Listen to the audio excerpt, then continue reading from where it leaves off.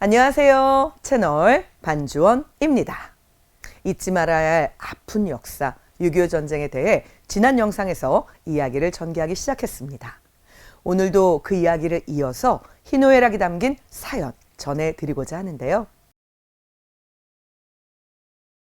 6.25 전쟁 발발 직후 북한에 밀리던 국군과 유엔군에게는 전환점이 된 사건이 있었습니다.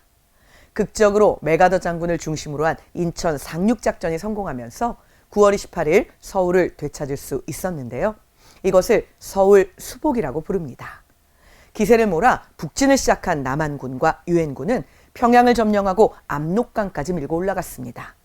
궁지에 몰린 북한이 중국에 도움을 요청했고 대규모의 중국 인민군이 파견되었죠.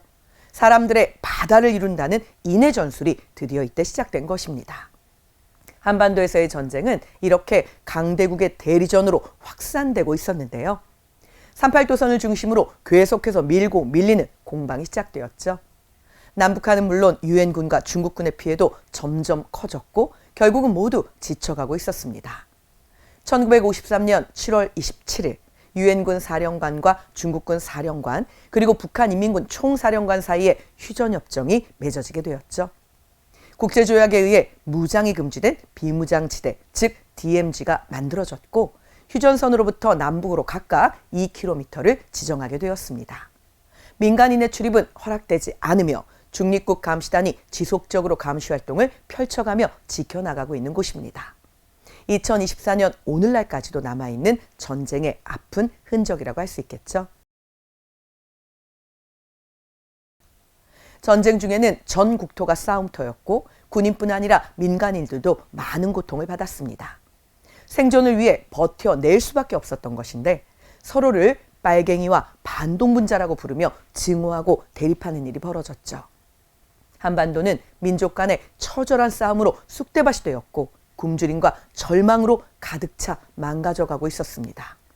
수백만 명의 군인과 민간인 사상자가 발생했고 농업 생산이 어려워져서 식량은 모자르고 수많은 공장과 도로, 철도의 파괴로 공업 생산량은 터무니없게 바닥을 치게 되었습니다. 전쟁 당시 미국은 대한민국의 공산화를 크게 우려했는데요. 한 개의 도미노를 쓰러뜨리면 연쇄적으로 다른 도미노가 쓰러져 버리듯이 한 국가가 공산화되면 주변의 국가들도 연쇄적으로 공산권 국가가 될까 봐 크게 염려했습니다. 1954년 미국의 아이젠하워는 이러한 도미노 이론을 이야기했는데요. 이러한 이념 갈등과 긴장은 1970년대까지 전 세계에 퍼지게 되었죠. 북한에 함락될 뻔했던 한반도를 지킬 수 있었던 계기가 된 것, 바로 앞서 잠시 이야기했던 인천 상륙 작전인데요. 메가더 장군은 북한군의 거칠 것 없는 진격에 일격을 가할 수 있는 가장 효과적인 수단, 이것이 바로 적의 배후에 상륙작전을 펼치는 것이다 라고 판단했습니다. 조석간만의 차이가 큰 특성, 협소한 항구의 크기 등 제약은 많았지만 유엔군과 미 해군은 메가더 장군의 작전을 더 많은 이유로 반대하기 시작했습니다. 하지만 장군은 여러 사람이 반대하는 이유 때문에 오히려 인천을 선택했죠. 아군뿐 아니라 적군도 어렵다고 생각을 할 것이니까 이 부분을 진격한다면 의표를 찌를 수 있다라고 주장한 것입니다. 실제 메가더 장군의 예상은 정확히 맞아떨어져 전쟁의 판도를 바꾸는데 큰 기여를 했죠. 인천 상륙작전의 성공 뒤에는 사실 잊혀져 있는 또 하나의 전투가 있습니다. 바로 장사 상륙작전, 일명 장사리 전투로 불리는 사건인데요. 북한군을 교란하기 위한 일종의 기만작전이었습니다. 인천 정반대 방향인 경북 영덕군 장사리 일대에서 작전을 펼친 것이죠. 부대원의 대부분은 중고등학생으로 구성된 학도병이었습니다. 훈련 기간도 고작 2주에 불과했고 제대로 된 무기조차 지급받지 못했습니다.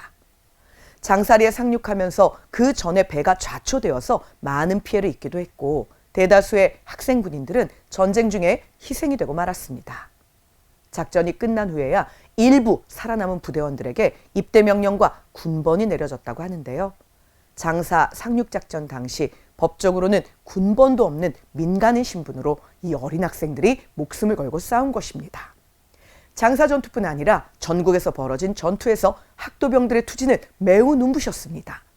포항 전투 중 사망한 이유군 학도병의 주머니 속에서 피로 얼룩진 메모지에 어머니께 보내는 편지글이 발견되어 눈물을 자아내기도 합니다. 그 내용을 함께 살펴볼까요? 어머님, 전쟁은 왜 해야 합니까? 이 복잡하고 괴로운 심정을 어머니께 알려드려야 내 마음이 가라앉을 것 같습니다. 웬일인지 문득 상추쌈을 제 개걸스럽게 먹고 싶습니다. 그리고 옹달샘에 이가 시리도록 차가운 냉수를 벌컥벌컥 한없이 들이키고 싶습니다. 어머니, 어서 전쟁이 끝나서 어머니 하고 부르며 어머니 품에 덜썩 안기고 싶습니다.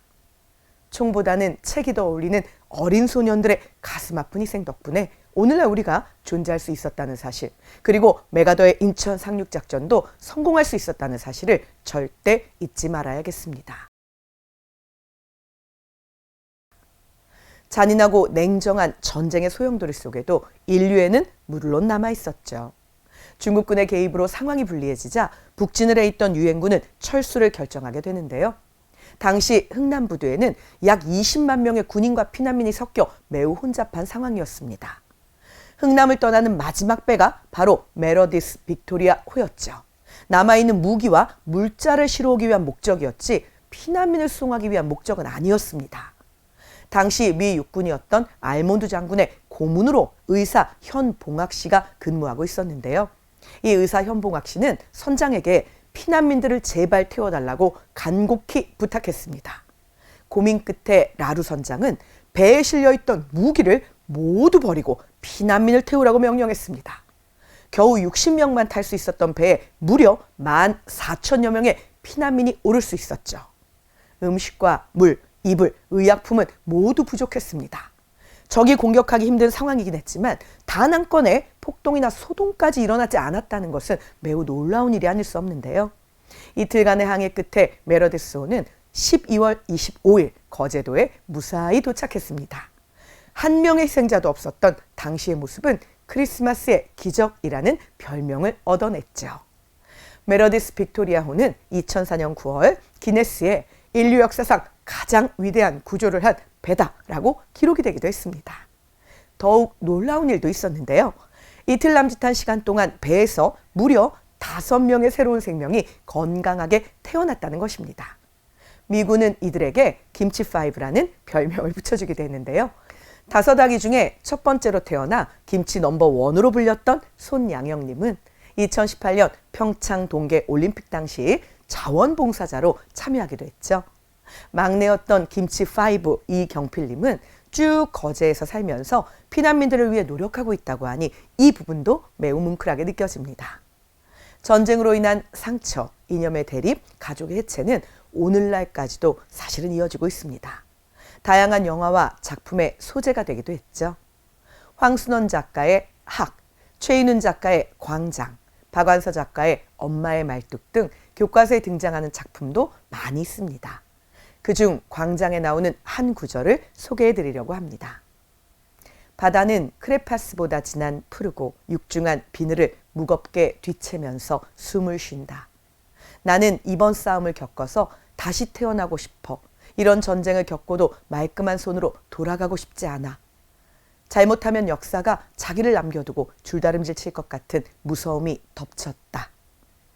전쟁으로 얼마나 많은 사람들이 고통받았고 아직까지도 상처 입은 채 살아가고 있는지 그대로 알 수 있는 문장이었습니다. 결코 다시는 일어나지 말아야 할 비극, 바로 전쟁이죠. 6.25 전쟁에 대한 다양한 이야기를 2편에 걸쳐 나누어 보았는데요. 무섭기도 하고 슬프기도 한 주제지만 피하지 말고 기억해내야 하는 주제이기도 합니다. 채널 반주어는 함께 고민하고 나눌 수 있는 또 다른 주제로 다시 찾아오겠습니다. 오늘도 감사했습니다.